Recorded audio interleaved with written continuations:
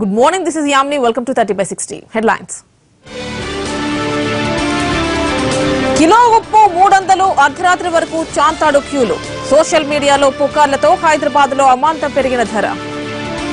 పెద్ద నోట్ల రద్దుతో జలమండలి జీహెచ్ఎంసీలకు కాసుల వర్షం. ఒక్క రోజులో 70 కోట్ల రూపాయల ఆదాయం. మోడీ నిర్ణయంపై వ్యక్తమవుతోన్న వ్యతిరేకత. కరెన్సీ ఎమర్జెన్సీని నిరసిస్తూ ట్విట్టర్లో కామెంట్స్. రాజ్కోట్ టెస్ట్ లో ధీటుగా బదిలిస్తోన్న భారత్. శతకాలతో రాణించిన పుజారా మురళీ విజయ్. తెలుగు రాష్ట్రాల్లో విజృంభిస్తోన్న చలి. అనూహ్యంగా పడిపోతోన్న ఉష్ణోగ్రతలు.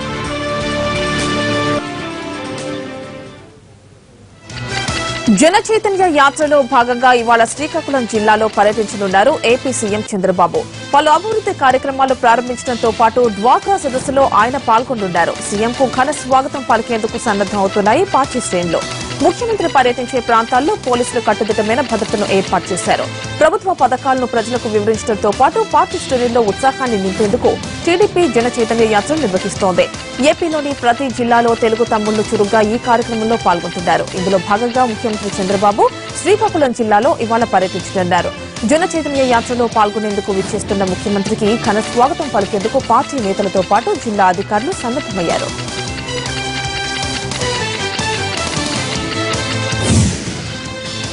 పెద్ద నోట్ల రద్దుతో నిత్యావసర ధరలు విపరీతంగా పెరుగుతాయనే వదంతులు సోషల్ మీడియాలో చక్కర్లు కొడుతున్నాయి. వీటిని నిజం చేస్తూ హైదరాబాద్ తో పాటు దేశంలో పలుచోట్ల ఉప్పు ధర అమాంతంగా పెంచేశారు కిరాణా షాపుల యజమానులు. హైదరాబాద్ లో కిలో ఉప్పు ఏకంగా 100 నుంచి 300 రూపాయల వరకు అమ్మి సొమ్ము చేసుకున్నారు. ఉప్పు దొరకదనే ఉద్దేశంతో అర్ధరాత్రి వరకు క్యూ లైన్ లో నిలబడి ఉప్పును కొన్నారు జనం. ఈ వార్తలపై స్పందించిన అధికారులు పుకార్లను కొట్టిపారేశారు. ఉప్పుకు సంబంధించి ఎలాంటి కొరత లేదని పుకార్లు సృష్టించిన వారిని అరెస్ట్ చేస్తాము అన్నారు.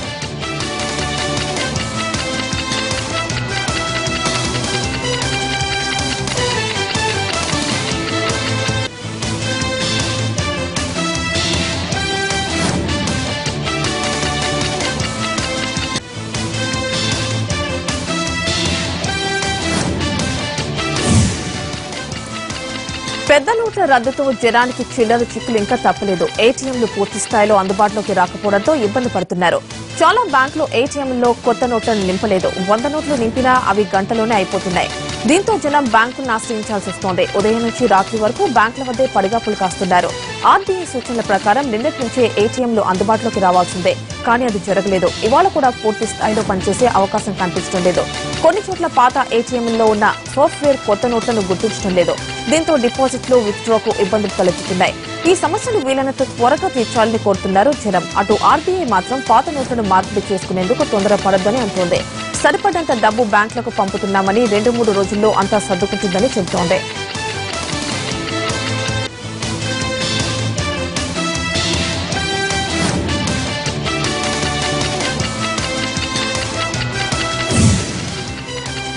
జీహెచ్ఎంసీకి కాసుల పంట పండింది. 500, 1000 రూపాయల నోట్లతో పన్ను బకాయిలు కట్టవచ్చని ప్రభుత్వం ప్రకటించడంతో జనం క్యూ కట్టారు.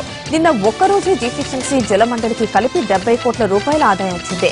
ఇక విద్యుత్ సంస్థల్లో పెరిగిపోయిన పాత బిల్లులు కూడా బాగానే వసూలయ్యాయి. కేంద్రం తాజాగా ఇచ్చిన ఆదేశాలతో ఈ నెల 14వ తేదీ వరకు పాత నోట్లను పన్నులు బిల్లులు కట్టడానికి వాడవచ్చు.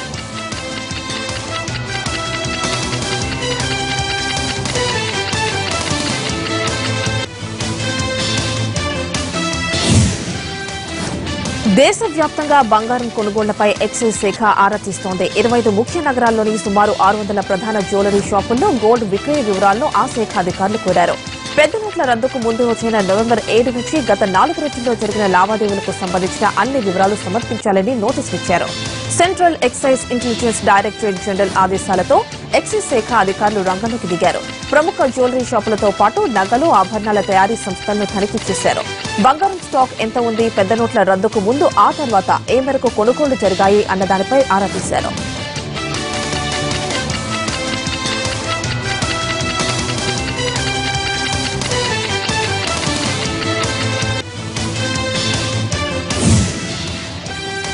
నోట్ల మార్పిడితో ఇబ్బంది పడుతున్న జనానికి కేంద్రం మరో గుడ్ న్యూస్ చెప్పింది. టోల్ గేట్ ఫీజు రద్దును మరో 3 రోజులు పొడిగించింది. దీంతో ఏటీఎంలలో డబ్బులు లేక ఇబ్బంది పడుతున్న ప్రయాణికులంతా ఊపిరి పీల్చుకున్నారు. టోల్ గేట్లతో పాటు ప్రభుత్వ ఆఫీసుల్లో బిల్లుల చెల్లింపు కూడా మరో 3 రోజుల పాటు పాత నోట్లనే చేయొచ్చని కేంద్రం వెసులుబాటు కల్పించింది. ప్రభుత్వ ఆసుపత్రులు, పెట్రోల్ బంకులు, రైల్వే స్టేషన్లలో 14వ తేదీ అర్ధరాత్రి వరకు పాత నోట్లు చెల్లుతాయని కేంద్రం ప్రకటించింది.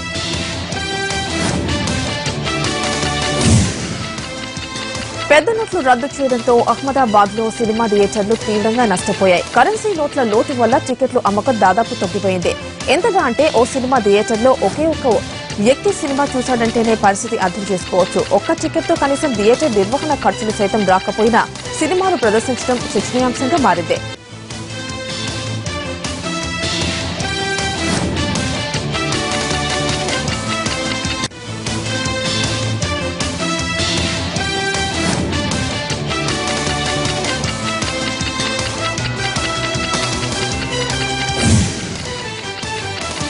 బాహుబలిపై ఇన్కమ్ ట్యాక్స్ కన్ను వేసింది. బాహుబలి సినిమా నిర్మిస్తోన్న ఆర్కా మీడియా నిర్మాణ సంస్థ కార్యాలయంపై ఐటీ అధికారులు దాడులు చేశారు. బంజారాహిల్స్ లో ఉన్న సినిమా ఆఫీసుతో పాటు నిర్మాతలు శోభా యార్లగడ్డ, ప్రసాద్ దేవినేని ఇళ్లపైన అధికారులు ఏకకాలంలో సోదాలు చేశారు. పెద్ద నోట్ల రద్దు, బ్లాక్ మనీ చలామణికి సంబంధించి దేశమంతా హాట్ చర్చలు జరుగుతున్న సమయంలో ఈ సోదాలు ఆసక్తి రేపాయి. ఆర్కా మీడియా కార్యాలయం నుంచి అధికారులు కొన్ని ఫైళ్లను స్వాధీనం చేసుకున్నారు.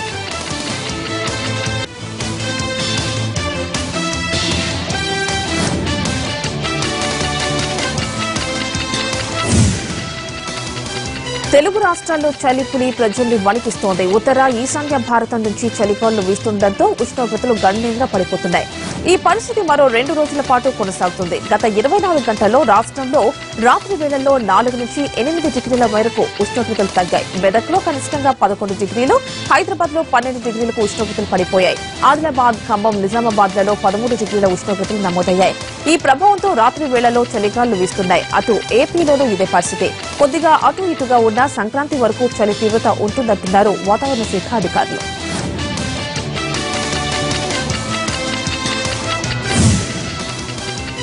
అర్హులైన పేదలకు ఇంటి పట్టాలు ఇవ్వాలంటూ అనంతపురం జిల్లా ఉరవకొండలో వైసీపీ ఎమ్మెల్యే విశ్వేశ్వరరెడ్డి చేపట్టిన ఆందోళన ఉద్రిక్తతకు దారితీసింది. ఉన్నతాధికారుల తీరును నిరసిస్తూ వేలాది మందితో రోడ్డుపై బైఠాయించారు ఎమ్మెల్యే. ఇంటి పట్టాల విషయంలో స్పష్టమైన హామీ ఇచ్చేంత వరకు ఆందోళన విరమించేది లేదన్నారు. ట్రాఫిక్ కు తీవ్ర అంతరాయం ఏర్పడడంతో ఆయన్ను అరెస్ట్ చేసి పోలీస్ స్టేషన్ కు తరలించారు. సొంత పూచికత్తుపై విడుదలైన ఎమ్మెల్యేను హౌస్ అరెస్ట్ చేశారు పోలీసులు. జిల్లా అధికారుల తీరును నిరసిస్తూ ఇవాళ ఉరవకొండ పట్టణ బంద్ కు పిలుపునిచ్చింది వైసీపీ.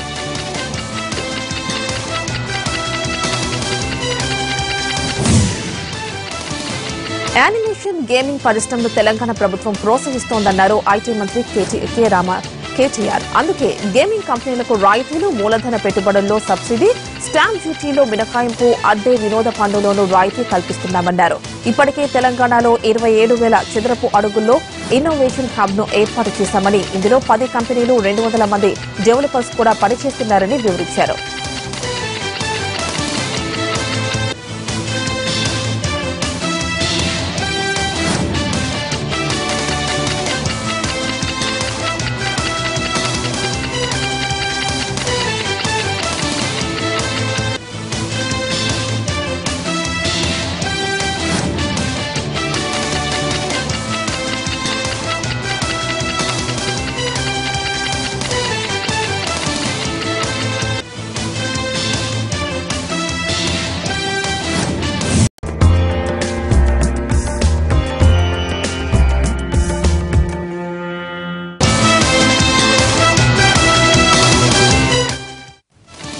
Back to 30/60.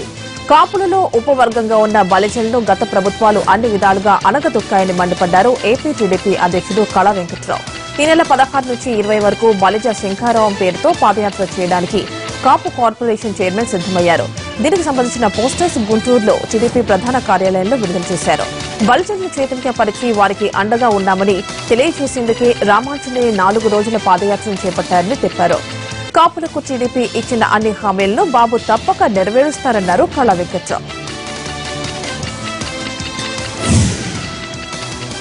కాపు ఉద్యమ నేత ముద్రగడ పద్మనాభం ఈ నెల 16 నుంచి కోనసీమలో నిర్వహించనున్న పాదయాత్రకు జిల్లా పోలీస్ శాఖ బందోబస్తు ఏర్పాట్లు చేస్తోంది. అమలాపురంతో పాటు జిల్లాలో మిగిలిన పోలీస్ డివిజన్ల నుంచి పోలీస్ బలగాలను పంపించే ఏర్పాట్లు జరుగుతున్నాయి. దీనికి తోడు కృష్ణా జిల్లా నుంచి 500 మంది పోలీసులను కోనసీమకు రప్పించారు. అమలాపురం డివిజన్లోని 5 పోలీస్ సర్కిళ్లకు సంబంధించి ఒక్కో సర్కిల్ కు 100 మంది చొప్పున కృష్ణా జిల్లా పోలీసులను బందోబస్తుకు సిద్దం చేశారు. 16 నుంచి యాత్ర పూర్తయ్యే వరకు ప్రత్యేక పోలీస్ బలగాలను ఇక్కడ మోహరించనున్నారు.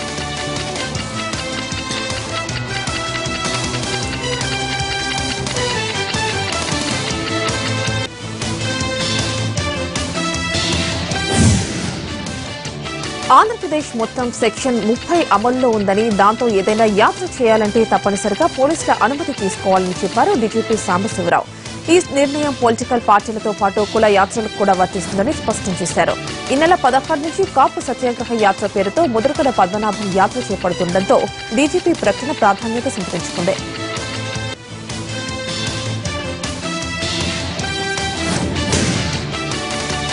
తెలంగాణలో వచ్చే ఏడాది మార్చిలో నిర్వహించనున్న 10వ తరగతి ఇంటర్మీడియట్ పరీక్షలను కలిపి నిర్వహించాలా, వేర్వేరుగా నిర్వహించాలా అన్న అంశం ఓ కొలిక్కొచ్చింది. పాత పద్దతిలో మొదట ఇంటర్ పరీక్షలు నిర్వహించి ప్రధాన పరీక్షలు పూర్తయ్యాక 10 రోజులు పరీక్షలు ప్రారంభిస్తే సమస్యలు లేకుండా సాగవచ్చన్న అభిప్రాయానికి విద్యాశాఖ వచ్చింది. వాస్తవానికి 2 పరీక్షలు ఉదయం మధ్యాహ్నం నిర్వహించాలని ముందుగా అనుకున్నారు. అయితే దీనివల్ల సమస్యలు సంభవిస్తాయని అధికారులు భావించారు. దీంతో పాత పద్దతిలో ఇంటర్ పరీక్షలు పూర్తయ్యాక 10వ తరగతి పరీక్షలు నిర్వహించడం వైపే అధికారులు మొగ్గు చూపుతున్నట్లు సమాచారం.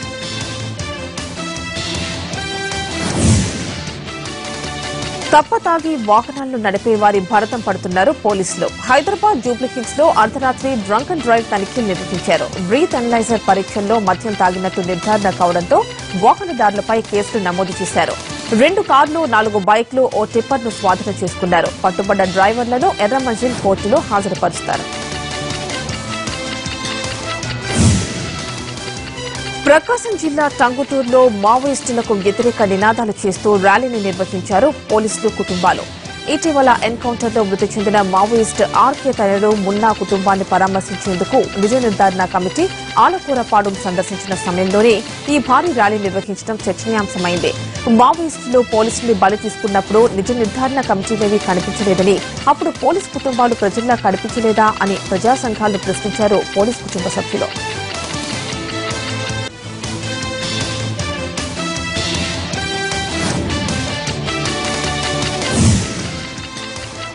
సింగపూర్ కు చెందిన అంతర్జాతీయ ఎర్రచంద్రం స్మగ్లర్ తో పాటు 5గురు ప్రధాన అనుచరులను అరెస్ట్ చేశారు కడప జిల్లా పోలీసులు. వారి వద్ద నుండి 3.5 టన్నుల ఎర్రచందనాన్ని, లారీ, ఒక కార్, 2 సెల్ ఫోన్లు, 3.5 లక్షల రూపాయల నగదు, విదేశీ కరెన్సీని స్వాధీనం చేసుకున్నారు. చింతకొమ్మదిన్నె మండలం కాంపల్లి చెక్ పోస్టు వద్ద వాహనాలు తనిఖీ చేస్తుండగా లారీ, కార్లలో అక్రమంగా ఎర్రచంద్రం దొంగలు తరలిస్తున్నట్లు గుర్తించామన్నారు జిల్లా ఎస్పీ.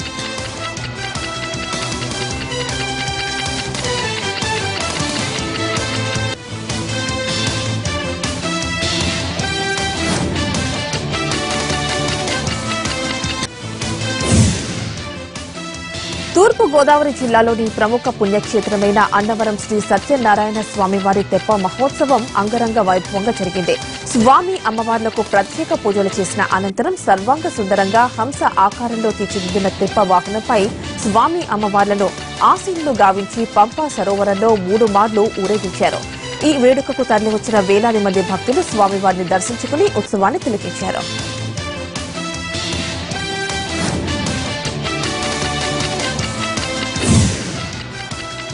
అణుశక్తిపై పరస్పర సహకారానికి భారత్, జపాన్లు ఒప్పందాన్ని కుదుర్చుకున్నాయి. ఈ ఒప్పందంపై జపాన్ ప్రధాని షింజో అబేతో మోడీ సంతకాలు చేశారు. వాస్తవానికి గతేడాది షింజో అబే భారత పర్యటనలోనే అణుశక్తి సహకార ఒప్పందంపై సంతకాలు జరగాల్సిన కొన్ని అనివార్య కారణాల వల్ల వాయిదా పడింది. ఇప్పుడు మోడీ జపాన్ పర్యటనలో ఎట్టకేలకు ఒప్పందం కుదిరింది. ఈ భేటీలో పౌర అణు ఒప్పందం సహా కీలక విషయాలపై చర్చించారు. ఈ ఒప్పందం చారిత్రకమని చెప్పిన మోడీ జపాన్ భారత్ కు సహజ మిత్రదేశమని ప్రశంసించారు. రక్షణ, ఆర్థిక, సాంస్కృతిక సంబంధాల బలోపేతమే లక్ష్యంగా జపాన్లో పర్యటిస్తోన్న మోడీ జపాన్ చక్రవర్తి అకిహిటోతో సమావేశమయ్యారు. కీలకమైన పౌర అణు సహకారంతో పాటు 12 అంశాలపై ఒప్పందం కుదుర్చుకున్నాయి భారత్, జపాన్లో.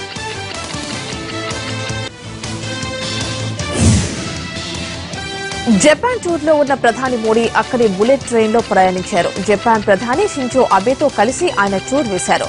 టోక్యో నుంచి షిన్ కొబె స్టేషన్ల వరకు జర్నీ చేశారు. భారత్లో బుల్లెట్ ట్రైన్స్ ప్రవేశపెట్టాలని మోడీ ఉత్సాహంతో ఉన్నారు.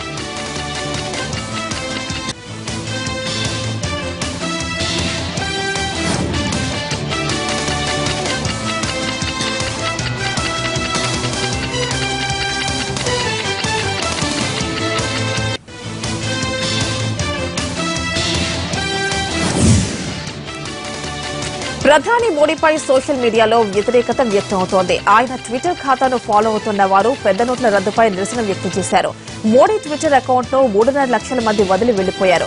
కొత్త నోట్లు 100 నోట్ల కోసం బ్యాంకులు ఏటీఎం ఎదుట నిల్చోవాల్సి వస్తోందంటూ ఆవేదన వ్యక్తం చేశారు. అయితే నల్లధనం అవినీతిపై మోడీ వివరణ ఇవ్వడంతో మళ్లీ ట్విట్టర్ ఫాలోవర్స్ పెరుగుతున్నారు.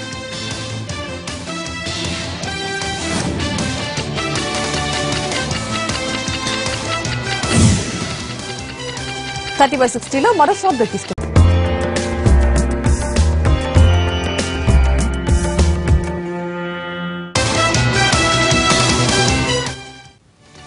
Back to 30/60. చెన్నైలోని అపోలో ఆసుపత్రిలో చికిత్స పొందుతున్న తమిళనాడు సీఎం జయలలిత ఆరోగ్యం బాగా మెరుగుపడి సాధారణ స్థితికి చేరుకున్నట్లు సమాచారం. అస్వస్థకు గురైన జయలలిత సెప్టెంబర్ 22వ తేదీ అర్ధరాత్రి చెన్నై అపోలో ఆసుపత్రిలో చేరారు. జ్వరం, డీహైడ్రేషన్ వల్లనే ఆమె ఆసుపత్రిలో చేరారని, కొద్ది రోజుల్లోనే డిశ్చార్జ్ అవుతారని అపోలో ప్రకటించినా సీఎంకు చికిత్స చేస్తూ వచ్చారు. 50 రోజులకు పైగా ఆమె ఆసుపత్రిలోనే ఉన్నారు.